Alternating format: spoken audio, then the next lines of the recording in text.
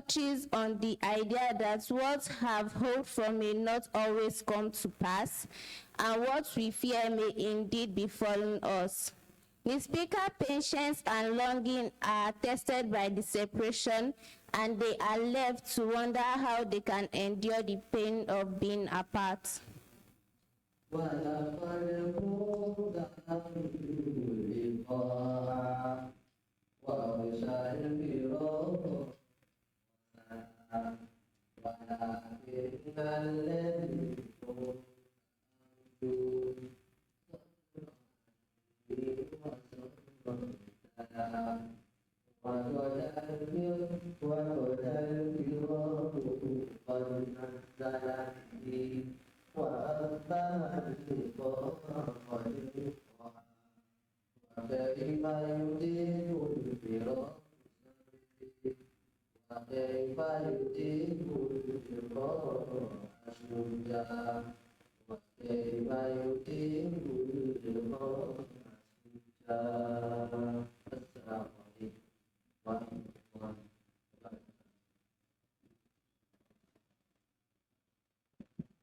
Alaikum Assalam Warahmatullahi Wabarakatuh. Honestly, I had expected a reply to the Taslim to be more electrifying. Okay, let's take it again. May Allah not lead us astray.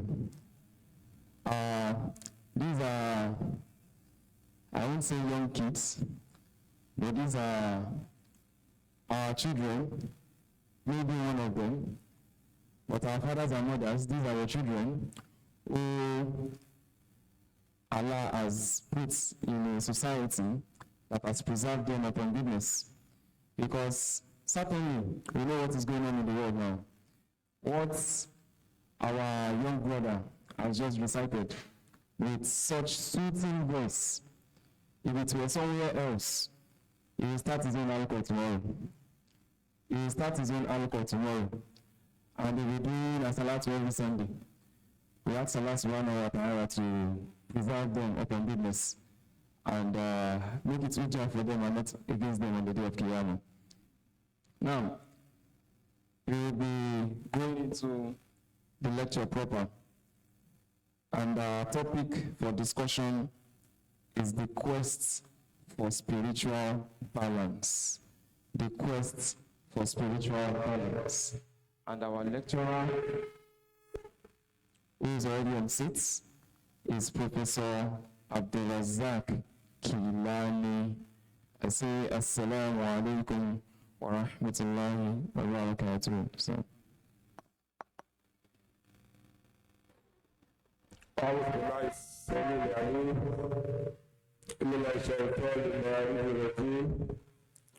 بسم الله الرحمن الرحيم الحمد لله الذي لا يرفع إمامنا ولا يضر كفرنا نعمده ونستعينه ونستغفره ونتوكل عليه ونعوذ بالله من شرور أنفسنا ومن سيئات أعمالنا من يهد الله فهو المهتدي ومن يضلل فلا تجد له وليا مرشدا وصلوات وسلام على رسول الكريم إمام المرسلين نبي الهدى نبي المجتبى سيدنا ومولانا ونبينا محمد عبده ورسوله وخلق فكرة المجيد. بسم الله الرحمن الرحيم.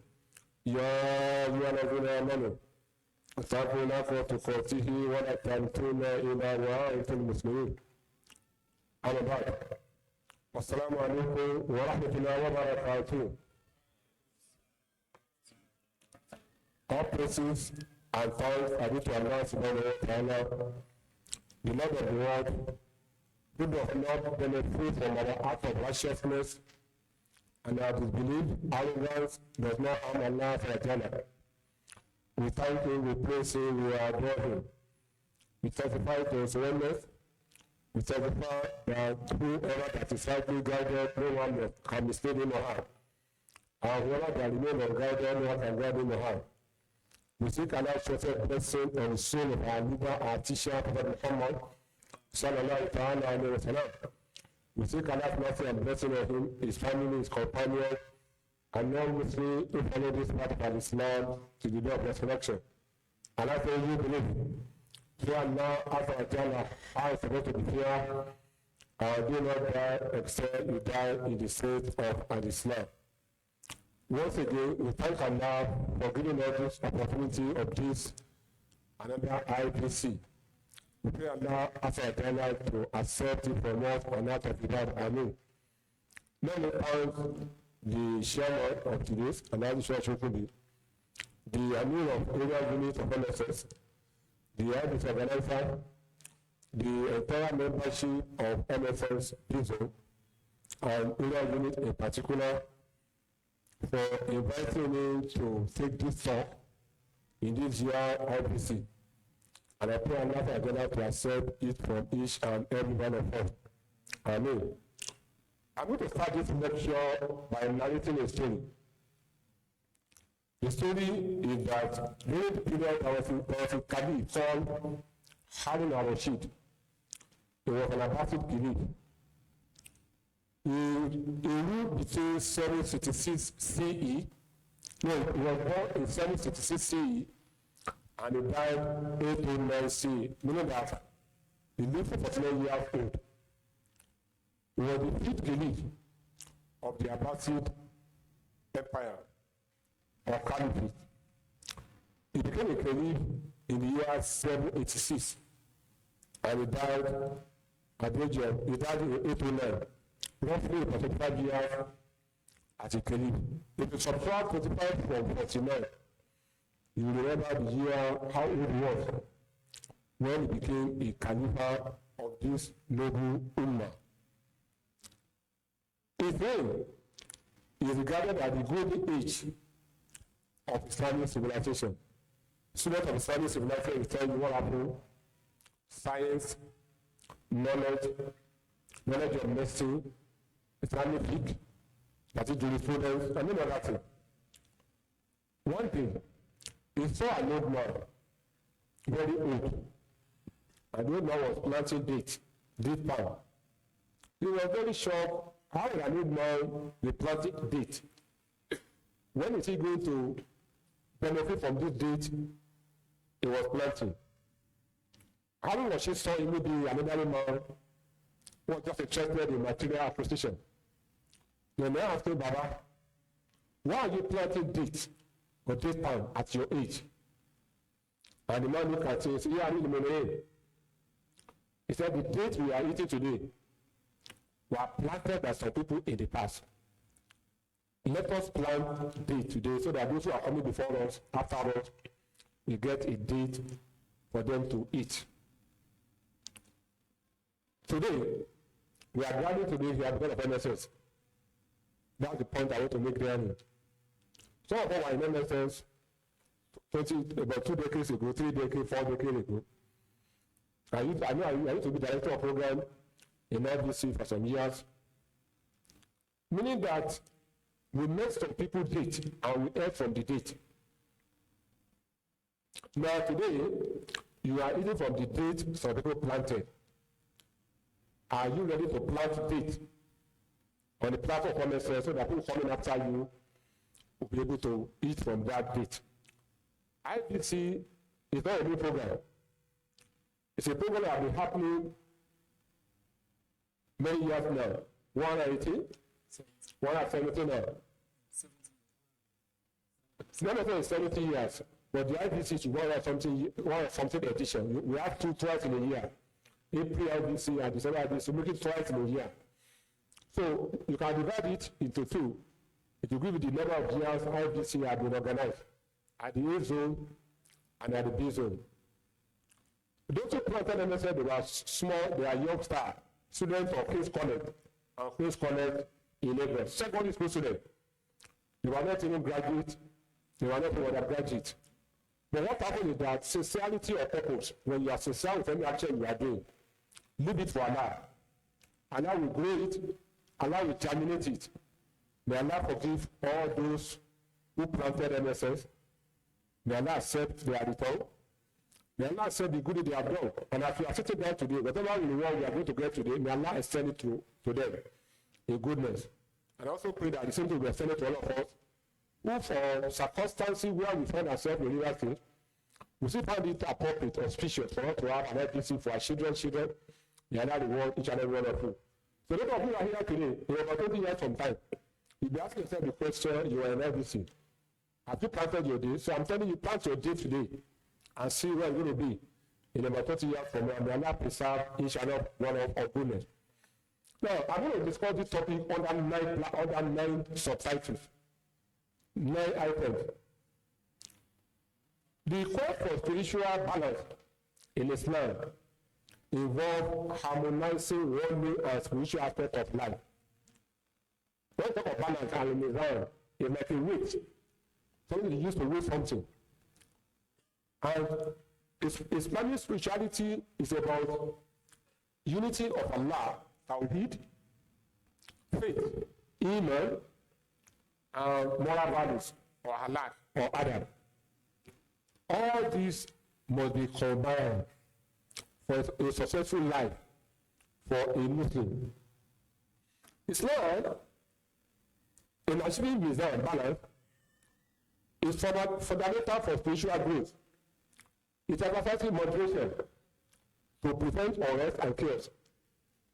In fact, Rahman, Quran 55 verse 7 to 10, and that's it. وَالسَّمَاءَ وَفَاءَ الْمِيزَانَ Allah تَذْكَرْ فِي الْمِيزَانِ وَأَقِيمُوا الْوَزْنَ بِالْقِسْطِ وَلَا تُخْسِرُوا الْمِيزَانَ. And the heaven, He has raised high. Allah said, look at the heaven, I raised it high. And Allah has kept a balance. You don't wake up one day and see part of the heaven trying to fall, or it's trying to crack. Allah said, in order that you may not transgress the balance, don't transgress the balance of Allah subhanahu wa ta'ala, and observe the weight with equity. Those of you who are traders, who are sellers, maintain equity in your balance, and do not make your balance to be deficient. That is the meaning of the mizan. And this is what Allah said in Surah to Hadid, Quran 57 verse 25. Allah said, لَقَدْ أَرْسَلْنَا رُسُلًا بِالْبَيِّنَاتِ وَأَنزَلْنَا مَعَهُمُ الْكِتَابَ وَالْمِيزَانَ لِيَقُومَ النَّاسُ بِالْقِسْطِ. Allah said, indeed, we have sent our messenger with clear proof, that the Rasul, with the clear proof, and that the Quran, and send them with them the book and the balance, that human being can keep justice, they can maintain justice. Allah has created everything with justice, and want everyone to maintain justice. The way Allah created us, He has created a man, He has created a woman. In between a man and a woman, there is a third person, which is not known, and that's an Aphrodite. There are people that have male organ, they have female organ. I'm not talking about transgender. I'm talking about people that are created, they wake up in the morning and they see themselves having a male organ and they have a female organ. We don't discuss that, but under Islamic laws of inheritance, Islam provided for their shares. If somebody has a child, it's neither a male nor a girl. He is supposed to inherit. How does he inherit? If a boy is entitled to 10,000 naira and a girl is entitled to 5,000 naira, you give him the half of 10,000, which is 5,000 naira, half of 5,000, 2,005, add it together, that will be the share of a hermaphrodite under Islamic law. What could be more balancing? What could be more just? What could be more equity than that? That is Islam. So, in everything we do, we must maintain justice in economic transaction, and we must avoid cheating. And that is why material wealth, they are both a vapor and they are a test. Money is not haram. Wealth is not haram. To be rich is good. And that's why it is a favor. It can also be a test. May Allah make it to be a favor for each and every one of us. Allah is to Kaf, Quran chapter 18 verse 47, Allah says, Al-Malu wal-Banuna sinatul ayatu dunya wal-Baqiyatu was-Salihat habita inda rabbika sawaba khairu amala. Allah said, where the children are the honoring of this life and of this world, but the good, the righteous deed that last are better with your Lord for the world and better hope. So meaning that to have a good life is not bad.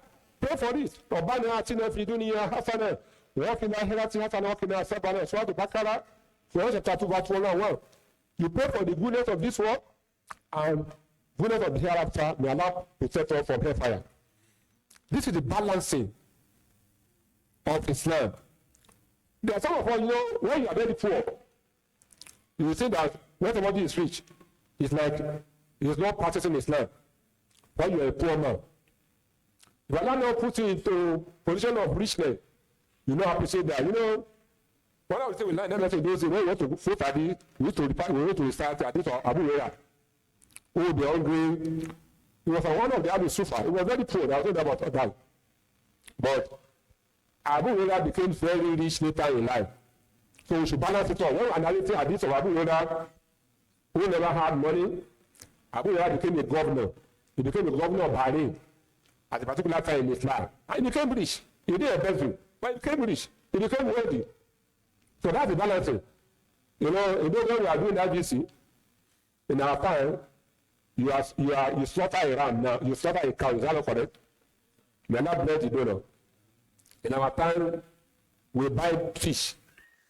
But nobody is going to eat that fish. We are going to squeeze it inside the soup. You are not going to see a fish, but rather I'm going to tell you smell the fish in your food. That was our own MSS. That was our own IVC. That's what I mean. But our own IVC and your own IVC, are they the same today?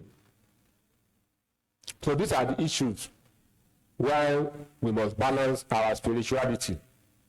Now, the first principle I want to use to explain this topic is one, faith as the bedrock of maintaining spiritual balance.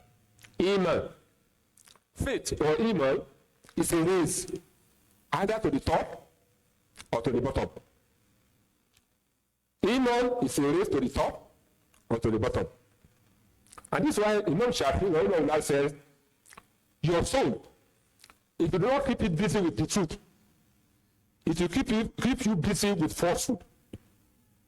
If you don't engage your soul with the truth, your soul will engage with falsehood. And there are so many people today that are engaged in falsehood because they have allowed their soul to be empty with the truth. So to do that, you must have taqwa. There's no market where taqwa is bought and sold. Abdullah ibn Masud, who says, taqwa has 4 components. Number 1, that Allah is obeyed and Allah is not disobeyed. If you have that consciousness in you, it means you have taqwa. You obey Allah and you don't disobey Allah. Number 2, that Allah is remembered and you don't forget Allah.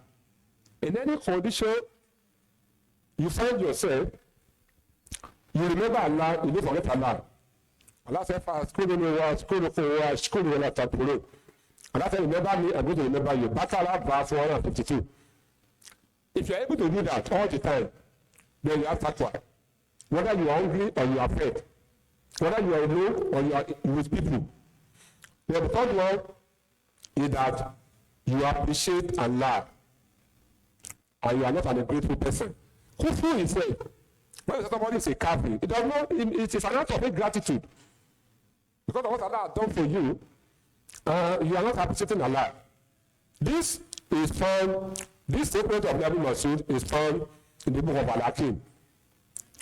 So in order for us to achieve in this life and hereafter, we must climb the spiritual mountain. So there's a spiritual mountain where you must climb all the time for us to be able to achieve success in this world and hereafter. It's a journey, but it's easy for those who care about their soul. If you don't care about your soul, the journey becomes so difficult for you. But if you care about your soul, you prepare for it, you nourish it, you take care of it, you rejuvenate it. You attend to it, at the same time you attend to your body. Then your soul becomes very conscious of Allah. You are going to maintain balance in your spirituality. It is also easy for those who see themselves as a traveler. Everybody should see himself as a traveler. You are going from here to Lagos. You got to worry, you cannot upload your load from your car. Or they stop at a moving bus stop. Maybe they want to buy fuel. Then you begin to bring your canopy and you want to lie down and sleep. You are on a journey. You have no reached where you are going. So anybody is very conscious that life is a journey, must also make his life to be full of iman, work for iman, grow his iman, sustain his iman, so that he maintain balance. And that is why these people, what is their ideological underpinning for that? Allah said in Quran chapter 4 verse 87, Allah said, Allah la ilaha illa wa la yajmalukum la yawm al-qiyamah la riba fihi wa ma tadkhulu ala al-hadisa. Allah not how to worship beside him. Surely he will gather all of us together on the day of judgment, the day of Qiyamah, the day of Allah described as Yawm al-Azim, a great day, a day that is longer than 50,000 years. Allah said there is no doubt about this date. So if you are a believer, you must not doubt the day of Qiyamah. One of the problems of atheists are people who believe that there is no God. We also have agnostics. Agnostics are says maybe he exists, maybe he does not exist. But we have people who say, well, he exists. But immediately after he created the heaven and the earth, he withdrew. He's not interested in the affairs of the world. A Muslim cannot be an atheist, cannot be an agnostic. He is a one who established faith in Allah and established faith in Yahweh al-Qiyamah as one of the articles of faith of a Muslim. As a Muslim, to maintain balance in a spiritual quest, we must realize that a constant struggle between us and Shaitan. Shaitan is one of us an enemy, open one. We are declaring war. But unfortunately, how do we behave to Shaitan? Ibrahim ibn Adham, one of the Tabi'in, he said you hate Shaitan. But what Allah asks you to do, you are not doing it. What Shaitan is asking you to do is what you are doing. You say you love Allah, but Shaitan is your friend. You say you love Allah. You are not preparing things for Allah, but everything you are preparing is for Shaitan. So if you have this quality, there's something is wrong with your spirituality. Number 2, Islam is a religion of moderation and wasatiyah. The core concept of Islamic spirituality is moderation. Islam advocates a balanced approach to life, neither excessive nor deficient. Don't be excessive and don't be deficient. And the opposites of moderation are 1, al-ghulu in Arabic, to go beyond its limit. When you go beyond the limit, you are an extremist. Or in Arabic again, as a sort of coming to the edge. I'm supposed to sit down here, but I'm sitting down here. I'm always falling away from the path. A limit, that is radicalism. Religious radicalism. The third one is atanatu, excessiveness or extravagance in action, either in speech, when you talk too much, you decorate your words, maybe falsehood, or your action. That is excessiveness, extravagance. That is extremism. The last one is afashadud, rigidity, and to be flexible. When you are too rigid, this is Islam. Who told you? Are you a pope? One of the things Islam has done for us in this religion is that we do not have a pope in Islam whose opinions cannot be questioned. Imam Maliki said, every opinion is accepted or rejected except the opinion of this person in this group. I important to the group of Prophet Muhammad sallallahu alaihi wasallam. Our problem today is rigidity and not being flexible in our action.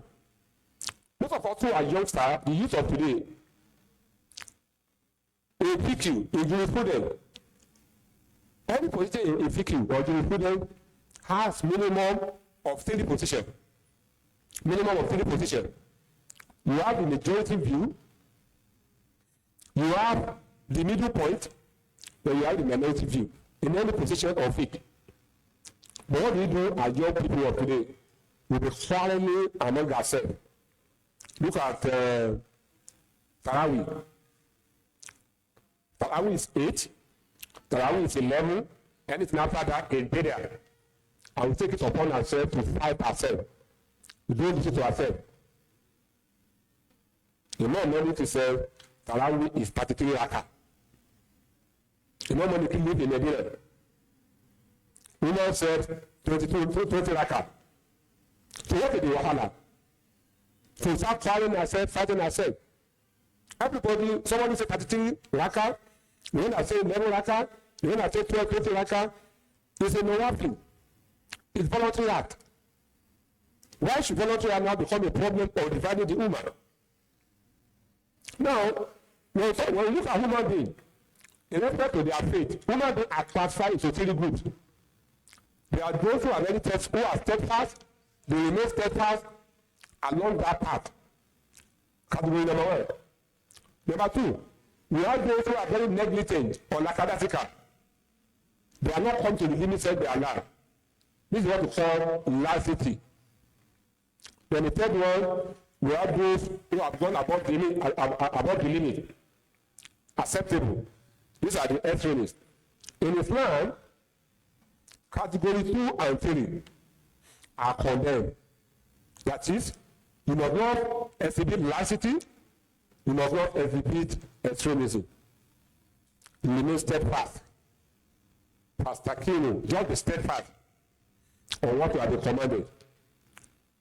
Don't go to the limit, don't go down, just stay on the straight path.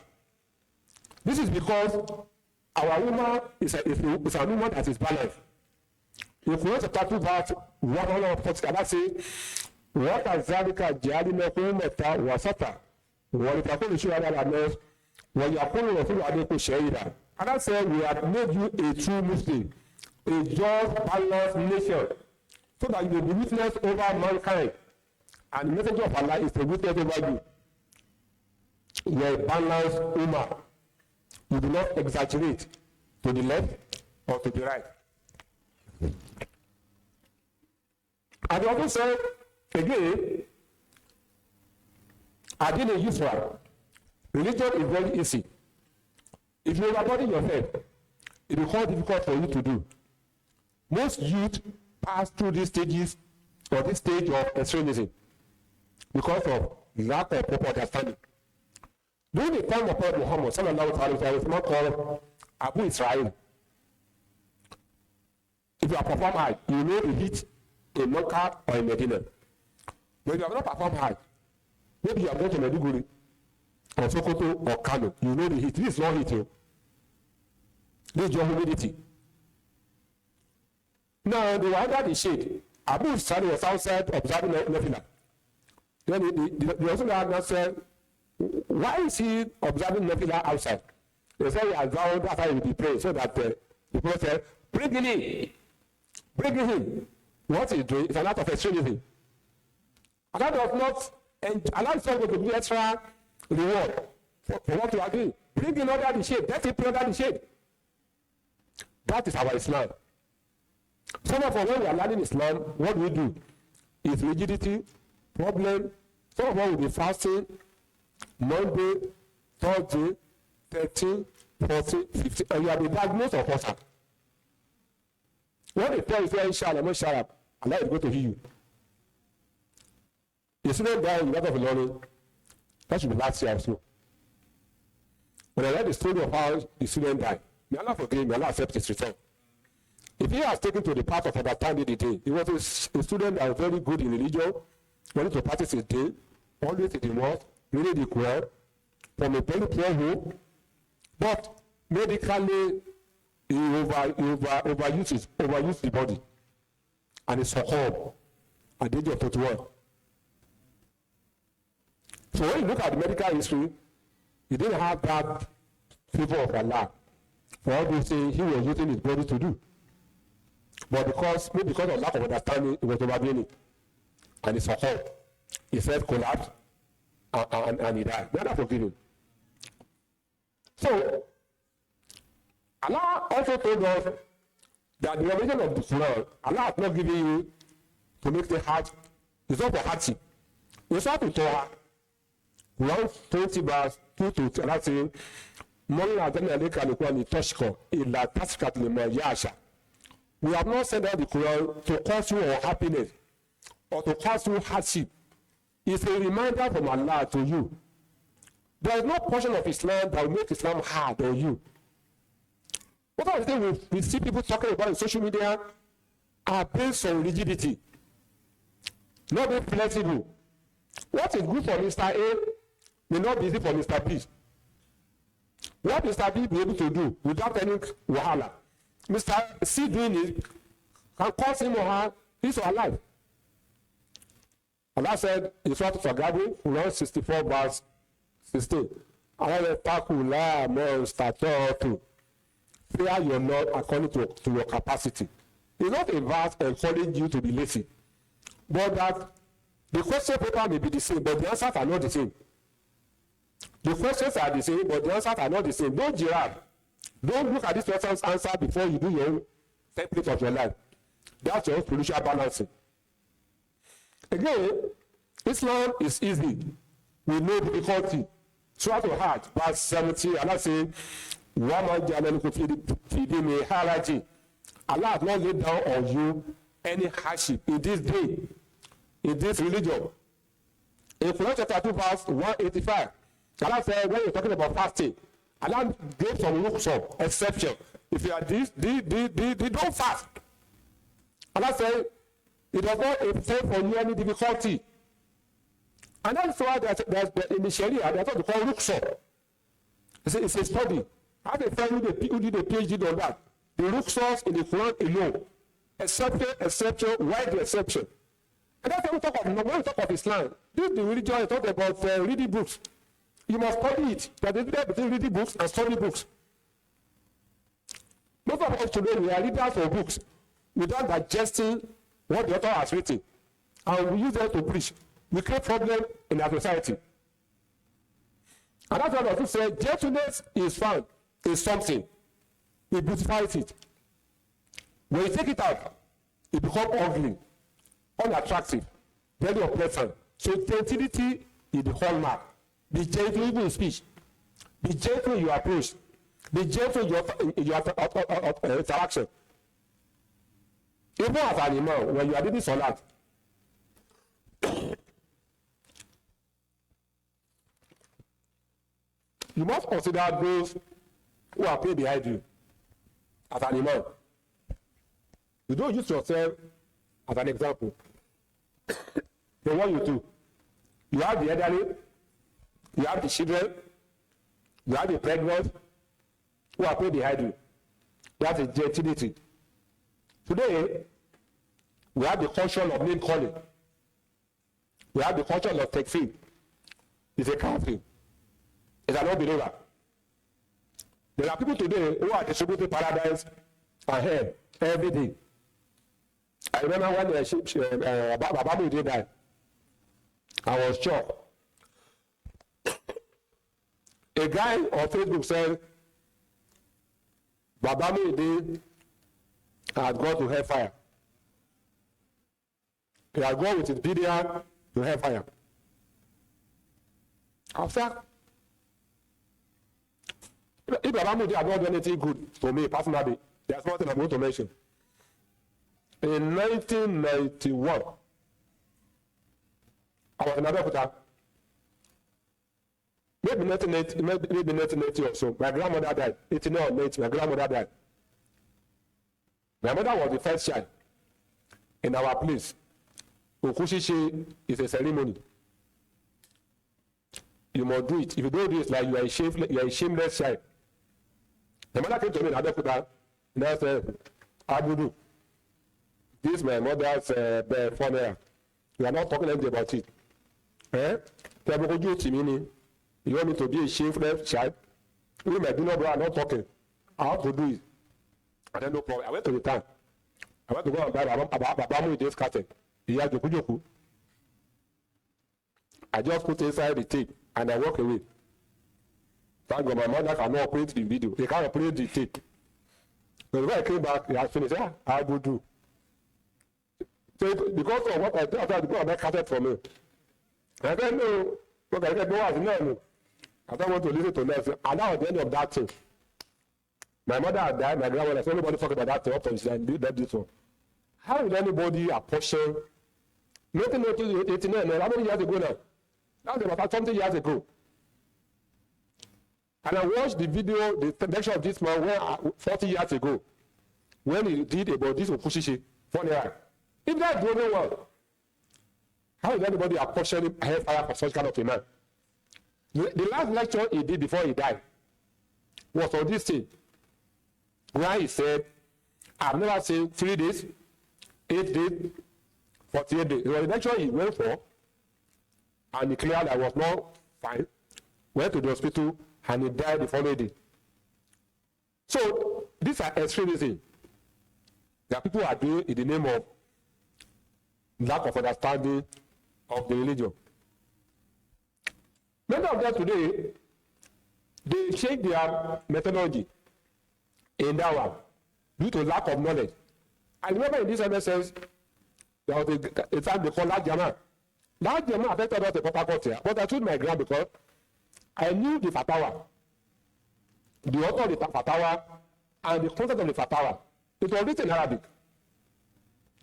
And the author said, you can belong to an organization like this, like this, like this, like this. So you are in this country, you are in this country, you are in this country, you are in this country.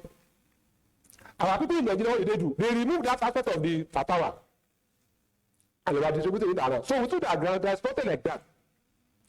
But, and today, those who say there is no Jama will now have halqah. What do you think Jama halqah? Lack of knowledge. And today, MSS lost a good number of people. Most of people who are supposed to be in MSS today now, they have joined halqah. We have an amir or a scholar they listen to. There's an authentic hadith in Muslim, Imam Ahmad, it's also in At-Tirmidhi, it's also in An-Nasai. The Rasul said, sallallahu alaihi wasallam, said, I give you 5 commandments which are not given to me. He said, Asalamu, listening and obey. And second one, At-Tawah, obedience. And Al-Hijrah, migration. Al-Jihad, fi sabilillah, striving in the cause of Allah. And he said, Al-Jama'ah, belonging to a corporate Islam. He now said, whoever who sees, who moves away from the Jama'ah, even if he prays and he dies, even if he prays and this is said that he's a Muslim, he had died the death of an unbeliever. It's a sorry hadith, according to Albani. Those hadiths are there. They also say you cannot eat with your hand. These are things you don't want to call NSS. The Prophet did not eat akamu. Did he? Can anybody use finger to eat akamu? Do like this. But you can use 2 fingers to take a date. So when people give all this kind of thing, many homes are being destroyed because of all this thing. They say don't eat on the table. If you eat on the table, you will have to be there. There are children who have called their parents because their parents had the table in the home. These are things we learn because of this extremism. Many things that people are saying to the Sharia also know are cultural practices. They are cultural practices to the Arabia, which the Prophet practice, which the Arab practice. It does not make them to be part and parcel of Islam. Islam has said everybody's culture. As long as that your culture is not opposite of Islamic teaching. Let me digress. Turban. I don't know anybody has ever worn a turban in their life. Turban is a cultural practice, and I'm going to see it everywhere. All the ideas about turban are fabricated ideas. But these are culture of the Arab. The Prophet had turban. He was wearing it. But for anyone to know when you don't wear turban for a salah, they know what you're going to get. They are moderate. They are fabricated ideas. These are cultural practices. People are brought into Islam. on their own. A girl will marry at the age of 13. Some of our practicing in the university, and you want to be some years back, it was so bad. The mother was turned to a crèche. Children, they cry because the mother is a child. The child has a child.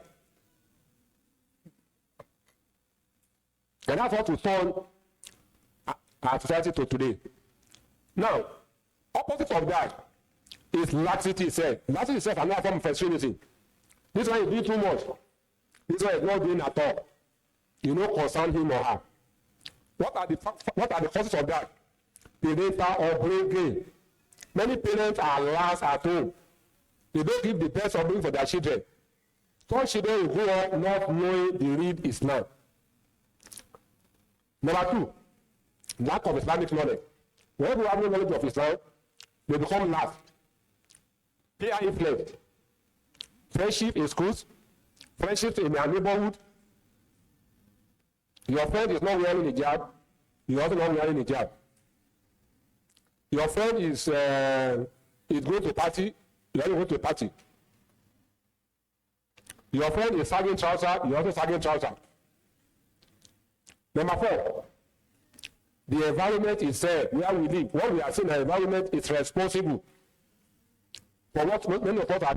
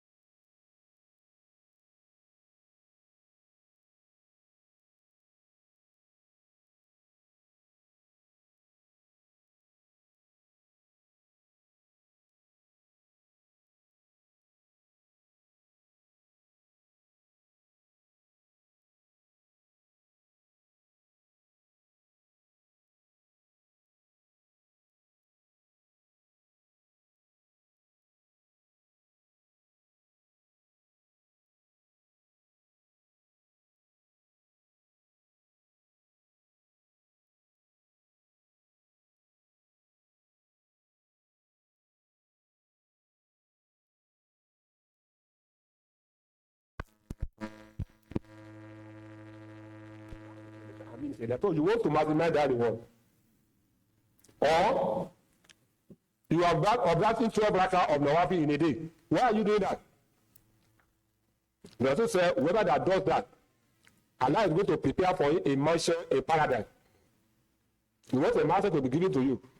So you need to have knowledge about of the ibadah you are doing. Go and read about them. So that you can connect with Allah subhanahu wa ta'ala and the Rasul.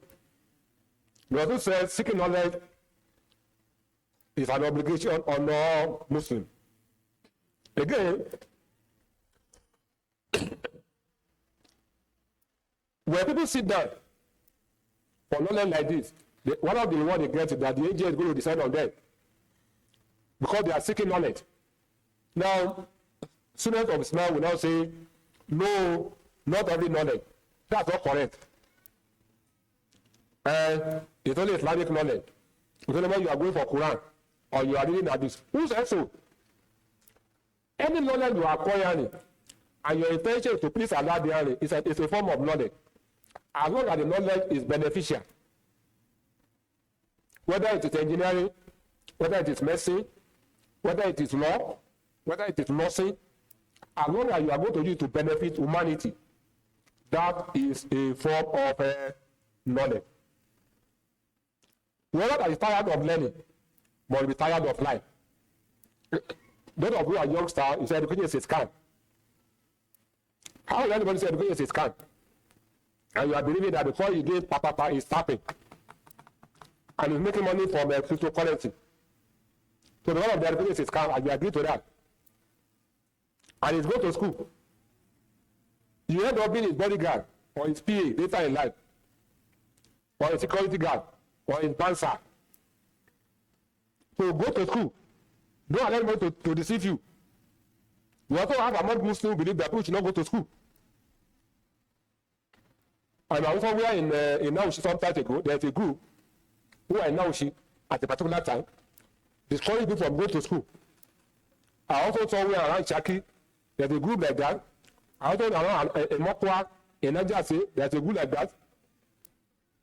Discouraging people, in Suleja too, there's another group in Suleja, that people should not go to school. Like it is haram. These are things that are creating problems for us.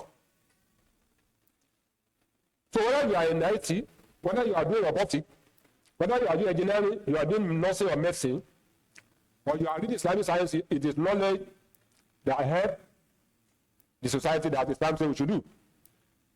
How many of us, as students of knowledge, you must be humble, he said. You must be humble. Not able to be humble. But among our Muslim students, not let me go to be very arrogant. Maybe you have read Usul Sunnah, or Shadu Sunnah, or the three principles of Abu Wahab. They become a big man in the masjid. You want to read that you already have read some book. That's just one. Knowledge is an ocean. Nobody can have it all. Even those of us study Islamic studies, up to PhD level, there are many aspects of Islamic science. Some of us we have to go and hide our head because you can't know everything. You can have a general knowledge because you have been exposed to it from year one to your 400 level in the university. But as you go further, you have to go smaller and smaller and smaller. But for today, that many of us we are even destroying our teacher. You go to a halqah, and someone says, Asalamu Alaikum, wa alaikum salam. What's the position of Islam on sukuk? What's the position of Islam on cryptocurrency? It doesn't know anything about it too. But he wanted to answer you the question, and he's going to give you an answer that is going to make you to go astray. Because we are making a scholar to become like prophet. We must know everything. Or we must have the revelation from Allah to respond to the question he's being asked.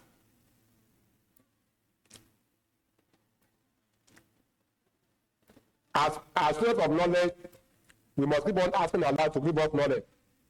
In the Torah, when chapter 20, verse 140, Allah says, وَقُلِ رَبِّ سِدْنِي إِلِمًا. Say, my Lord, increase me in knowledge. Now, in the hadith of the prophet, a dua, Rasulullah said, oh Allah, I seek your protection from 14. Number one, ilima la yanfa'u, knowledge that does not benefit. May Allah not give to any one of us. Some people have such knowledge. They don't benefit from me, no profit. A heart that does not submit to Allah, or a soul that is insatiable in appetite, and a dua that is not answered. These are this in Abu Dawud. So the one I'm interested in is about the knowledge. The prophet said we should pray against it. Knowledge you are going to have that is going to be of no benefit to you. May Allah not give us such knowledge. Number 4, first we have to know self-purification. Islam emphasizes the process of taqiyya or self-purification. What does that mean? you have to remove arrogance, greed, jealousy in our life. And you plant humility, patience, gratitude, and sincerity in class in our life. Many of us may not understand. Arrogance will make you not to submit to advice, to suggestion. Greed, anything come, you want to take it. You are not bothered whether it is halal or it is haram. Jealousy. Many of us we have jealousy in our body. Somebody is growing. You just hate that person or her, him or her. He is making a progress, you just hate him or her. That's what you call a lara. Many of us we have a lara in ourselves. And it's affecting our spirituality. One of the most important tasks of the prophet is to help us to make our soul to be better. In Surah Al-Jumu'ah, verse 2, Allah says, هو الذي بعث في الأميين رسولا منهم يتلو آياته ويزكيهم ويعلمهم الكتاب والحكمة وإن كان من قبل لفي ضلال مبين. Allah says, it is Allah who has placed among us the unlettered messenger to recite his sign, to purify them, and to teach them the book and the wisdom, even though they were clearly misguided. So the essence of the Rasul is to guide us, to purify us, and to make us to be better human beings as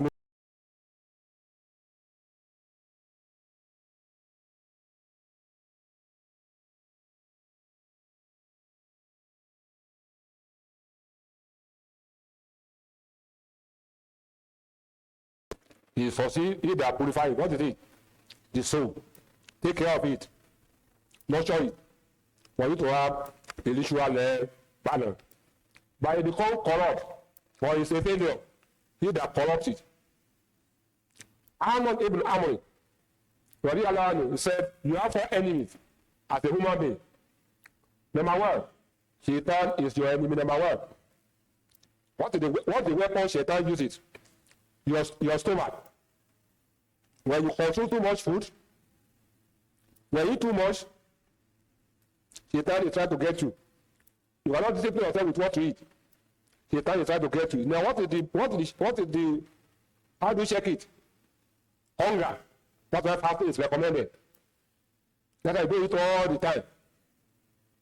Then number 2, your desire. Your desire. And the weapon is speech. You talk anyhow. You want to say anything you want to say. How do you check it? Silence. It's not everything you should respond to. You want to maintain spiritual balance. Then the 3rd one is dunya.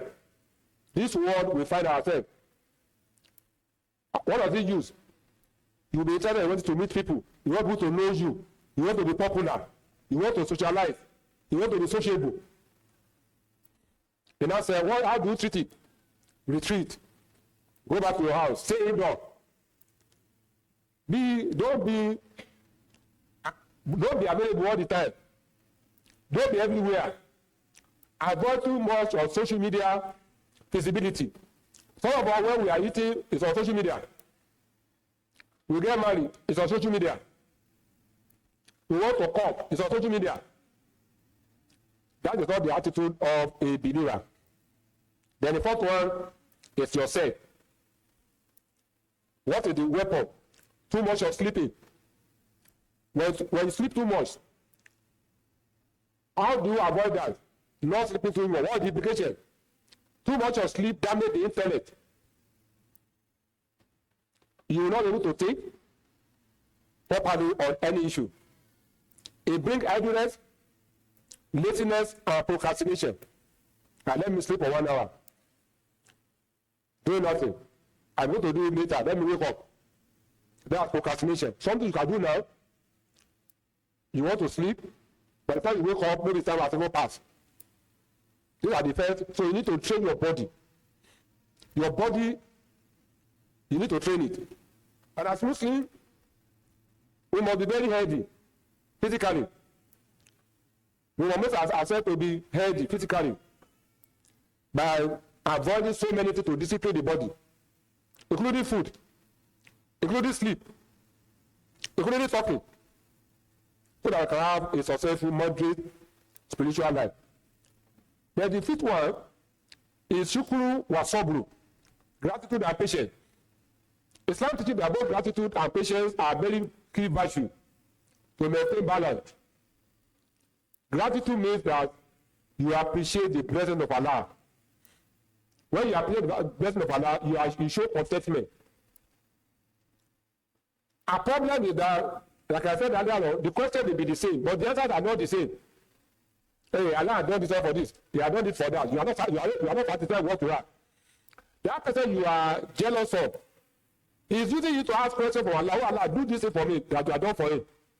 Allah is a God, is a balance. He balances his need and favor. He gives you this, he does not give you another one. He gives you this, he does not give you another one. That's Allah for you. And that's why the authentic hadith also said, when you keep on looking up, meaning that those who are better than you never show gratitude in your life. But look there. There are so many people below you who are using to pray to Allah. They want to be like you. So that is shukru. Patience is essential during a time of hardship.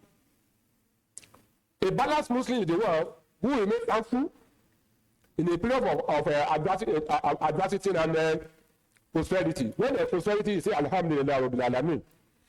And when there's difficult, what does he do? Alhamdulillah again. But he's very patient. Now, what is patient? Patience in Arabic means asabru. That is to contain or to control oneself. Imam Shafi'i said, asabru wa salasa. Their patience is classified into three. Number one, patience is fulfilling the commandment of Allah. That's patience. And that says you wake up for Salatul Fajr, 5 a.m. and it's very cold. You know what it means. Whether to wake up or to sleep. If you are able to wake up at that time, you are exercising patience in fulfilling Allah's commandment. Number two, patience in abstaining from haram, things that are forbidden by Allah. They are very attractive, very enticing, very pleasing to the soul. But you are able to restrain yourself. That is a form of sabr. The third one is sabr al-bala. Patience that you do when you are visited with trial, difficulty, and hardship. A Muslim will require patience. He doesn't like it, but he's not going to use word that will make it to commit sin. Some of us at that time, our Islam will be destroyed. Our action will show that we are not believers. Our action will show that we have not learned Islam in all our life because something has happened to us. You are a youngster, you are in the university or in secondary school, you like your wife, you did not pass or pass well. You like your job, you didn't pass well. I'll give you an example of one of my seniors while I was in secondary school. I used to mention this story to people. I was in class 3 when he was in class 5. That was the final year. There was no SS3 at that time. He did his exam, he failed, and I was in the house. He did GC that year again, he didn't get it. Make it 2. When I was in class 4, he came back to the same school. In our school, we use knicker. We don't use trouser. But we class 4 to 5. So no senior, no junior. He came in, wore his own knicker, and he played with us in those days. We used to call him the senior Angulu because he has a bullet. So when you want to play penalty kick, you won't know whether you're going to give a right leg. You say, Angulu, Angulu. You do like this, and he score. Because whether it is left or right, you don't know. He came in class 4. When I was in class 4, we were in the same class again. No, he repeated class 5 again. I was in class 4. The third came out, he did 5. He did GC, he did not pass. Making how many? That's 4. When I was in class 5 again, he came, and I'm sure he did not pass. I left. I mean my result. I didn't know anything about that thing. At least I can calculate 5 results for this my senior. And then I was doing masters, or sometimes I went to a female hostel. They now gave us album to look. And I said, this is not good, huh? He said, my senior brother. Where is he? He was in the university at that time. What did he do? He had patience. I can't imagine anybody today doing WAEC, GC, WAEC, GC, WAEC, and GC. And he was not being a professional student. He come to the hostel.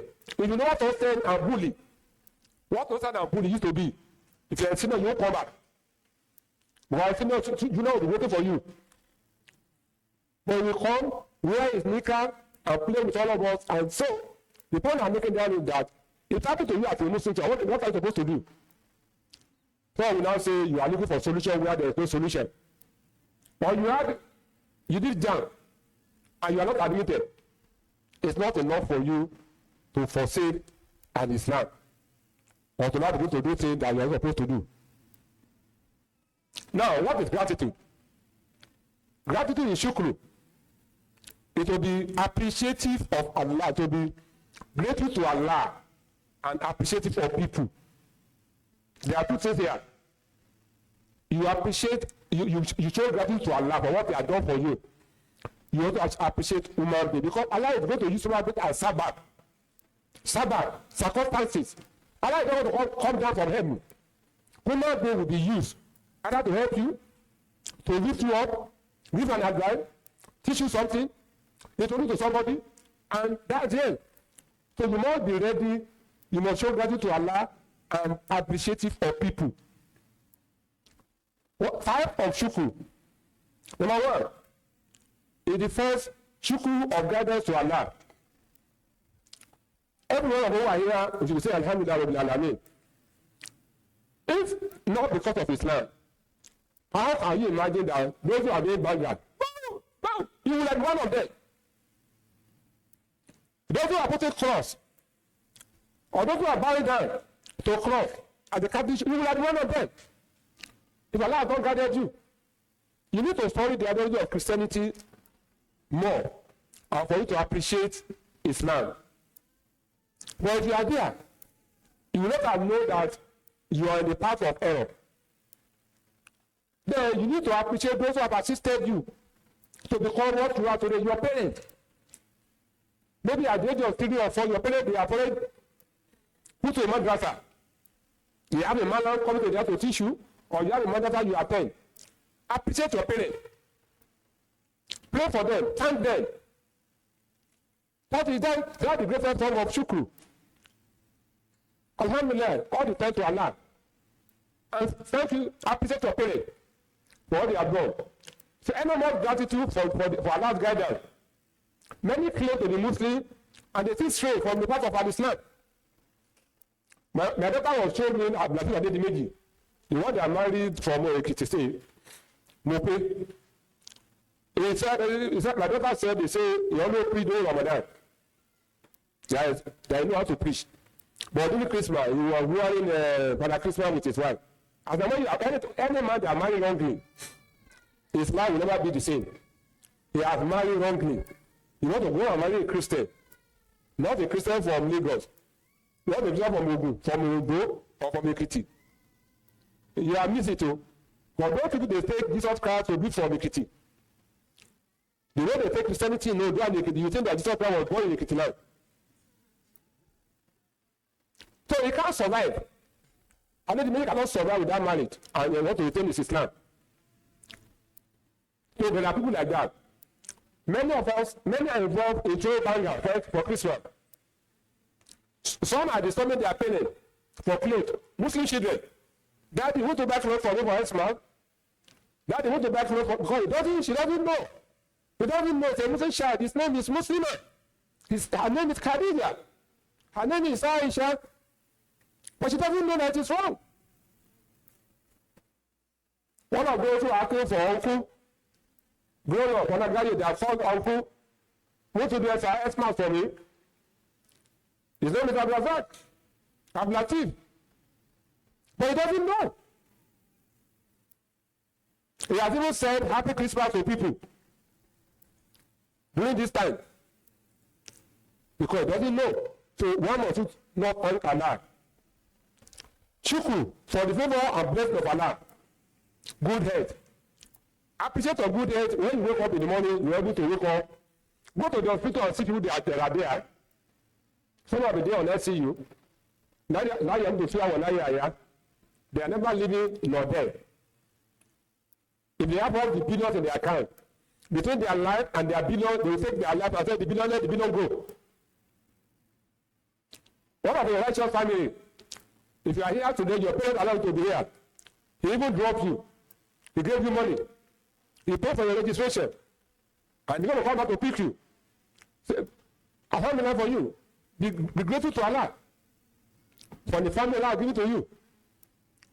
You have a good job. And Allah bless you. When we talk about T-pay, you are always saying because people are saying you are not feeling any pain. You can feed your wife, you can feed your children. They can eat 2.5 times in a day. Some are even eating 3 times in a day. So you give thanks to Allah. So when you acknowledge success, you appreciate that Allah is the one that is doing it for you. What does Allah say? Surah to die. And I said, Laisha Kaliton Nat, they are nothing. If you give thanks, Allah says, He's going to give you more. Look at Allah. How generous is Allah? Just appreciate I'm doing it for you, He's going to do more. So when you acknowledge that, say Alhamdulillah all the time, the best of dua, the best of zikr, Allah is going to do more for you. Ibn Qasim said, he quoted this statement as an hadith.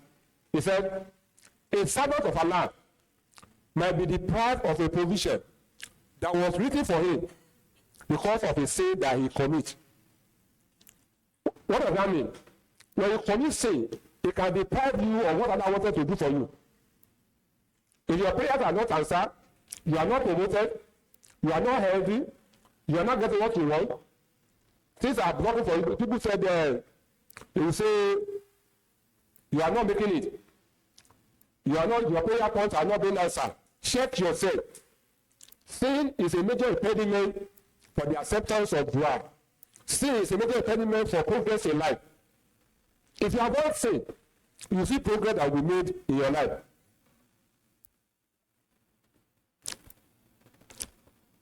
Don't bother yourself with what Allah has given to the unbeliever. One of the problems we have as Muslims is that we compare ourselves with the non-Muslim. Why should Oyedepo have a private jet and he has an airport inside his church? Why can't an Imam of Lagos have an airport? Why should Adeboye be drinking tea with God?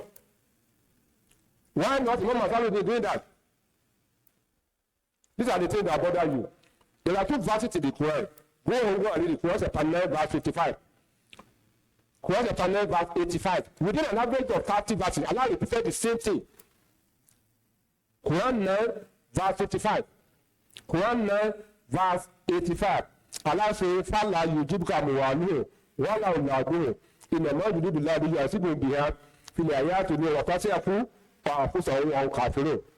Allah said, do not allow their work and their children to amaze you, to disturb you, to impress you.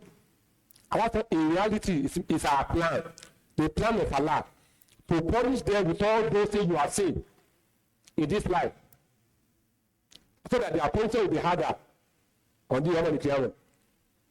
And these are the things that worry Muslims. And we pray 5 times in a day. Today, why are we having this problem?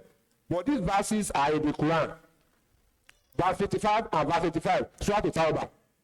So when you see them having all this enjoyment of life, don't be afraid. You are in IVC. You are sleeping on the ground. But when you sit calm, in other place they are doing, the Christians are doing what they are doing in an hotel. Don't bother. The question may be the same. The answer is not the same. Allah is not giving all those bonds to the Lord because they are better. It is very common for them to sit down. They continue, Shaitan continue to tell them, didn't I tell you? This thing, and that's for a lot of them, Lunami, Oyedepo, You don't see them talking about poverty. If you are not rich, you are not a Christian. If you are not rich, you are not born again. Because that's the goal of their life. No imam is going to tell you that. So brothers and sisters in Islam, you need to appreciate that spiritual balancing. You don't exaggerate to the right or to the left. Then the sixth point, avoid wasting your time and avoid the distraction. The modern world presents many distractions that shift our focus from spiritual life. Islam encourages Muslims to be aware of our time, to prioritize our time in worship, in reflection, in an act of generosity and kindness to others.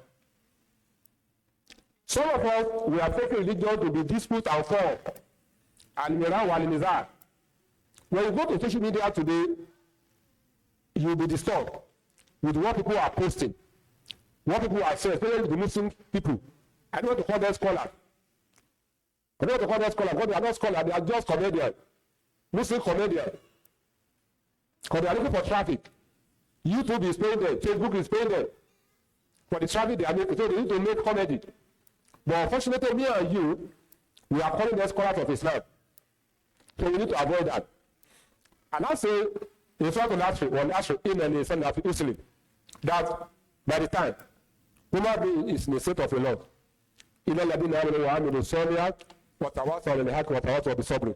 except those who do what?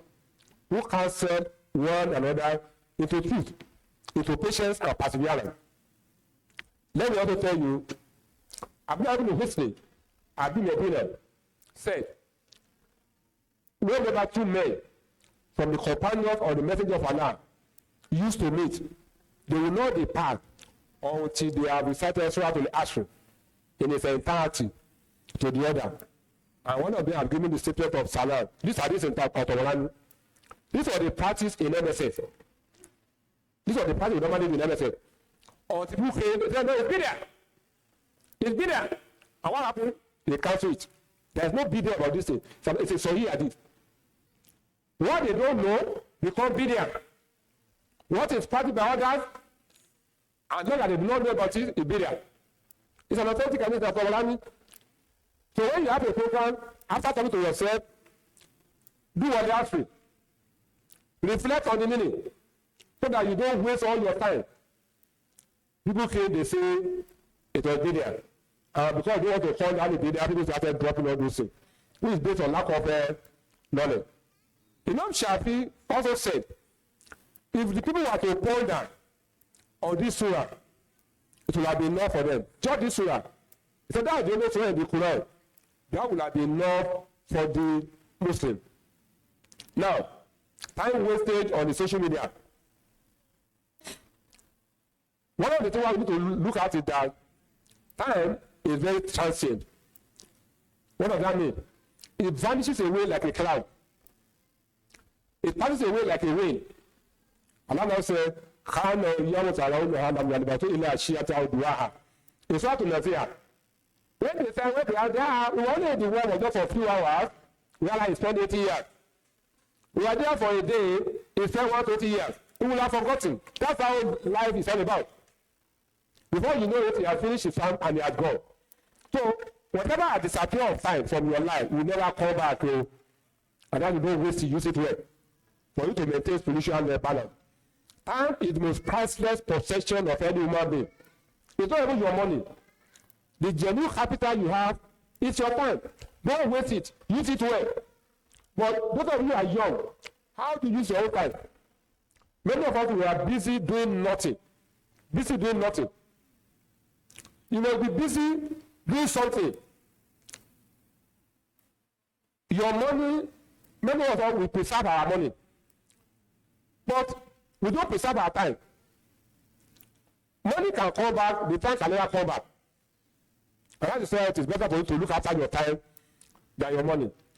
After the Bible said, time is life is said. Time is life, that's the truth. It is hour into days, days into week, weeks into month, and month into year. Life is the time a man spends from the moment of his death to the moment of his death.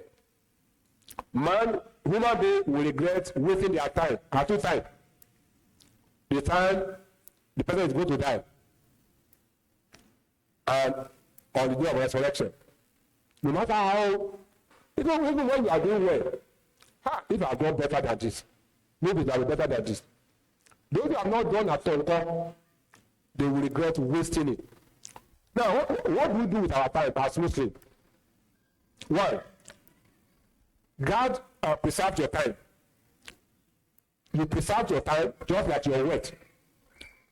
Use your time to benefit you about your religion.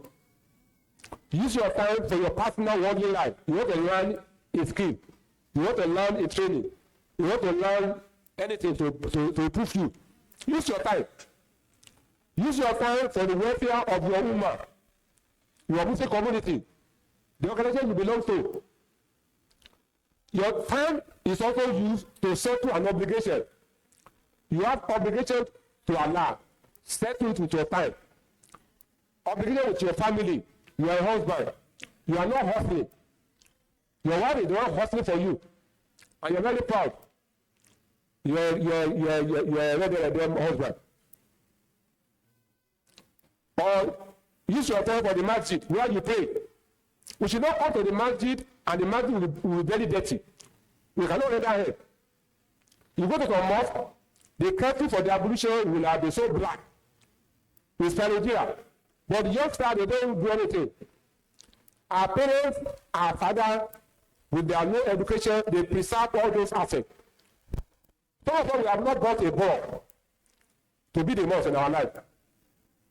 But we can condemn what the other people have done from beginning to the end. Then, the community you live, whether they are Christian there, you live in that community. They are doing something that they know does not come out. That allergy does not come out to your useless allergy. You now make people to see you as the only person who does not participate in the community here is Islam. Which Islam? Use your time to discharge a responsibility as a husband. You are responsible to yourself, to your wife, and to your children. You are a wife. Your responsibility as a wife is to Allah and your husband. Not only your parents. When a woman gets married, obedience transfers from her parent to her husband. Some of us were in our husband's house. Our parents are still more important than our husband. May Allah grant the Muslim paradise. If they are condoning you, they are condoning you out of ignorance, because they don't know their right, or because they want peace. Immediately you get married, obligation, responsibility, authority move from the father to your husband. How many of us are doing that? Then, as a son, you are obligated to your parents, to your siblings, as a daughter, to your father, to your mother, and to your sibling. If you are a teacher, you are a student, you have a responsibility. Then use your time to cultivate a noble reputation. Don't say you cannot beat them, you join them. Initiate a praiseworthy deed. Muslims can initiate volunteering scheme.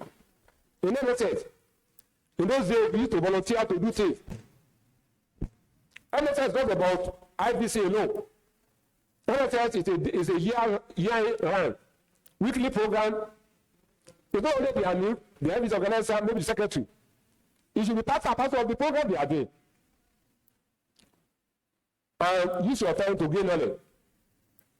And that is why they say foolishness is spending time. It's not even a foolishness is spending money.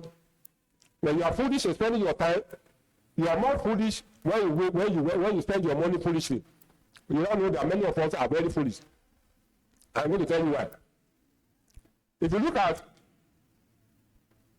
social media, I don't know if I've had the question why you don't need money to sign into Facebook. Facebook is one of the largest companies in the world. But they don't demand $1 for me to open. I will be climbing among to the world. Instagram, me, I'm there. Snapchat, me, I'm there. X, me, no naira, not nothing. It is the time we are wasting there they are monetized for advertisement. That's why they don't need to charge you any money. The more you come, the frequency of your coming is what makes advertisers to come. So advertisers spend millions of dollars because they know a stupid man from Nigeria who spend an average of 12 hours in a day. If you check the record, Nigeria is #1 country in the world on social media. TikTok, we are #1 in TikTok. We waste our time. Go to X. We have built ourselves there. Facebook, that's where people bring whatever they are mind. If they are hungry in the morning, you see on social media. As a psychologist, you can write essay on people's life. Just go to their profile. The day they are sad, you will know. The day they are hungry, you will know. The day they short belly food, you will know. So this is the time we state. And we need to address that. So, then number 7, trust in Allah, tawakkul. Tawakkul or trust in Allah is vital for our spiritual balance. Many of us, we don't have this understanding that we need to trust in Allah. Well, some people like Mangani is juju. It's because you have trust in that thing, you don't have trust in Allah, that you have Mangani. Believers are encouraged to make sincere effort to achieve their goal. And they must rely on Allah. Your generation today, because you don't have trust in Allah, that's why you are into ritual murder. A friend will kill a friend. A friend will live. There are 2 cases that happened within last week. One in Delta, I can remember that one. He told his friend that his property to be sold for 35 million naira. And the man said he was interested. He gave me 10 million, another 10 million, another 10 million, then 5 million. There was no property anywhere. It's our friend. And he was using that money to buy his own property from building his own house for himself. When he now knew that this thing was going to leak out, he called his friend to come and share the property and brought 2 hire killers. They put inside the car and drove it to a place. Try and tell about it to kill him, the guy did not die. With life, they beheaded him. They now find the other body and throw it into the ocean in Delta State. Friends, the whole down that happened in Osogbo, also this December, the man came to Osogbo and stayed in a place. He was the only one. The only person in that house was a security guard. He called somebody in Ikorodu. He didn't know around you. Nobody with him. And the guy left Ikorodu that night. I came to Osogbo, I met this man. They told him, the guy said, please, I have 3 million naira in my account. He gave it to them, gave them 2 million naira immediately. And the threatened promised them to give him, they should not kill him. They put inside the boot of his Camry and set the car ablaze. Set the car ablaze in Osogbo. Why? When they want to be rich. That's the generation we are finding ourselves. Yahoo plus. Hook up. Hook up is Ashewo. It's Ashewo more than Ashewo. So these are the people who are doing because they want to be rich. So when we talk about tawakkul, tawakkul is restoration of hope for those who are hopeless. You must trust in Allah. Allah said, put your trust in Allah if you are believers indeed. Now, on tawakkul, before we round up, many of us we have a wrong understanding of tawakkul. That just be trust in Allah, everything is going to be okay. There's an idea we normally use. The idea of the bed. The Prophet said, the bed stay on its nest. And empty belly, flies, and come back well fed. Some of us don't want to work at all. Let me explain the idea to you. The bird did not stay on the nest. The bird make a struggle to leave his bed. to go outside, to go and do what? To go and look for what he's going to eat. And he did that, struggling around and get food. Allah provided food. What does that mean? As Muslim, you must make effort. Okay. You must make effort. And Allah said in Surah Al-Najm, Quran 53 verse 30, Allah says, "One lesson is in Amasa." Human being will not attain anything except what to struggle for. In Surah Al-Mutaffifin, Quran 83 verse 26, Allah says, "What is Zalika for the Tanafat Mutanafisun?" Let those who strive, let them who have an ambition, let them aspire. Let those who have an ambition, let them who have ambition, let them aspire for goodness. Allah will be there for them. Now, Umar radiallahu in a business hour, working hours, he met some Muslim in the masjid, sitting down, doing that. He said, "What are you doing here?" He said, "None with our kilo. We are people who trust in Allah." What was the response of Umar? He went outside and looked for a project, Toboko, and he shaved them out of the masjid. So, who told you that the money and salary is still falling down from him? Today, many of us will join them. In Nigeria today, on Monday, you see people clapping and singing in the church. Tuesday they are there, Thursday they are there, Wednesday they are there every day, really working hours. And we say we are spiritual. This is nonsensical. These are things that, and I know it's already come to the Muslim community. It's not part and parcel of our righteousness. For you to leave your business hour and go and be doing things that are not recognized in Islam in the name of spirituality. So we must avoid it as Muslims. Many of us, we get married. Some of us are married to one wife. If there's a half wife, we cannot even make a half wife. We will stay there and go and marry two wives or three wives.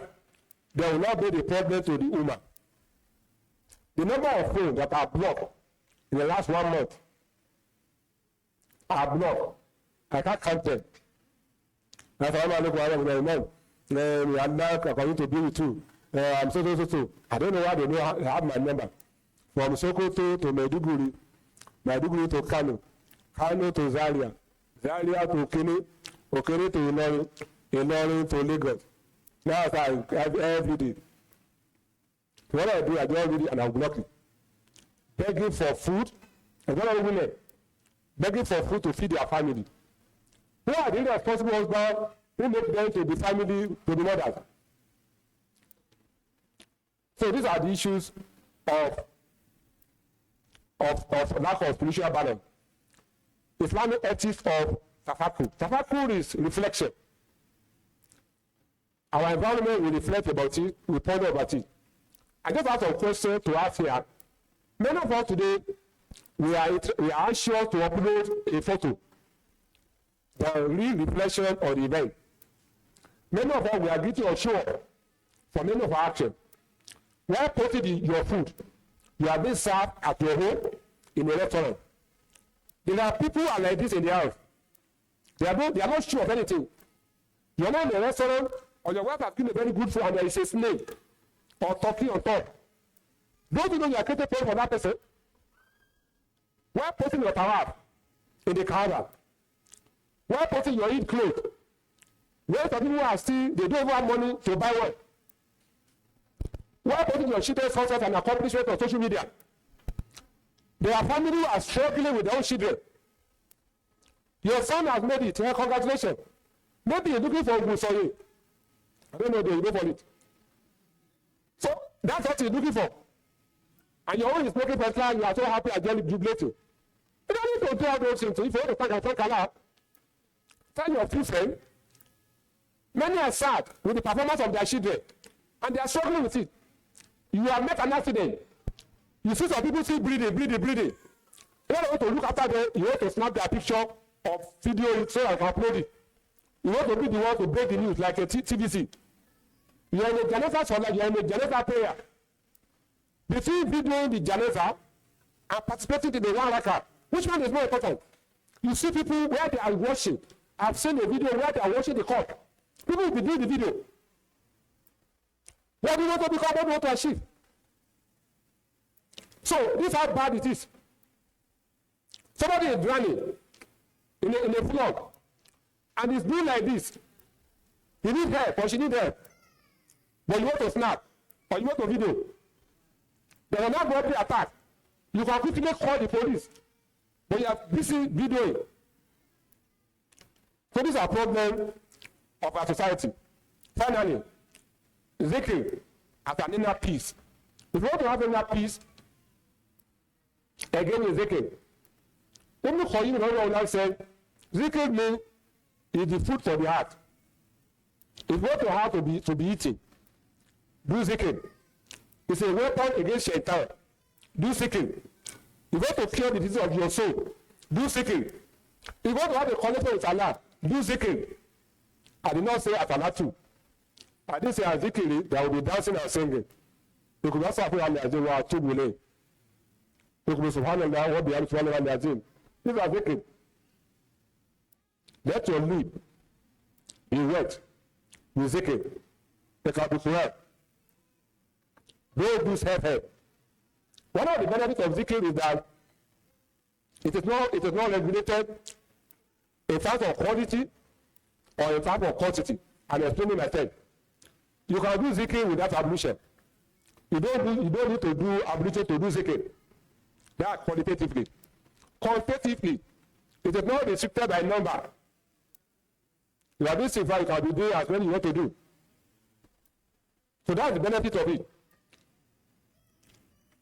Zikr, among the ibadah which Allah has given to me, a Muslim, is the one that is not, it doesn't have any control. And even a woman in menses can do it. You are in a state of junub, you can do zikr. So this is how good it is. Allah told us several verses of the Quran about zikr, how you do it, when to do it, how to do it, and the benefits therein. So when you look at these 9 pillars, 9 principles which we have mentioned, you will now know that our spiritual balance, the quest for it, is also a journey in spirituality. It's a journey of knowledge. It's a journey of iman. It's a journey of reflection. It's a journey of showing gratitude and having patience in adversity. It's a journey of understanding the purpose why we are here. And this religion of ours is a religion of what? Of moderation. There is no extremity to the right and extremity to the left. Anything outside that, you cannot maintain balance.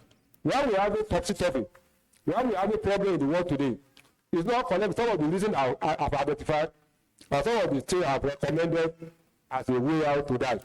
My prayer is for Allah to bless us with the best of spiritual balance, grant us the reward of our actions and activities, and let us be sincere, give us the class in our intention and everything we are going to do, and pray Allah to accept all these acts from us and Allah of ibadah. Where we have made mistake, may Allah correct us, bring us back into the path of Sirat al-Mustaqim, and make our feet to be firm on the path of that. أقول قولي هذا وأستغفر الله لي ولكم والسلام عليكم ورحمة الله وبركاته.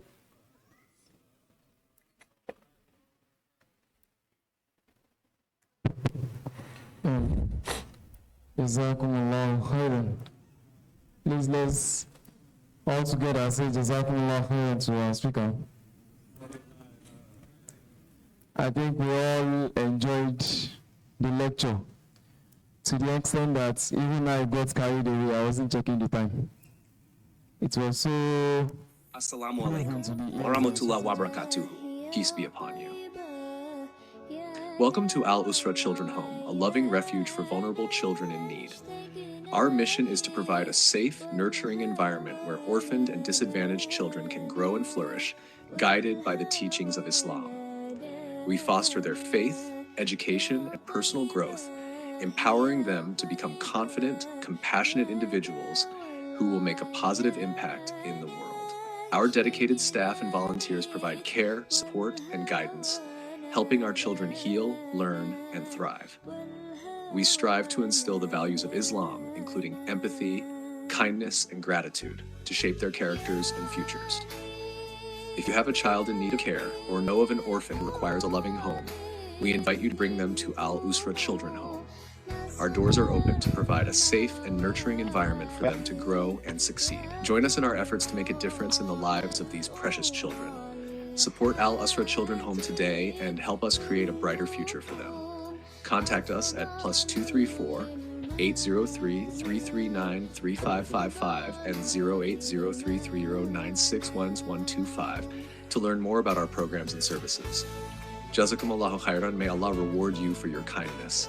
Together, let's create a brighter future for our children.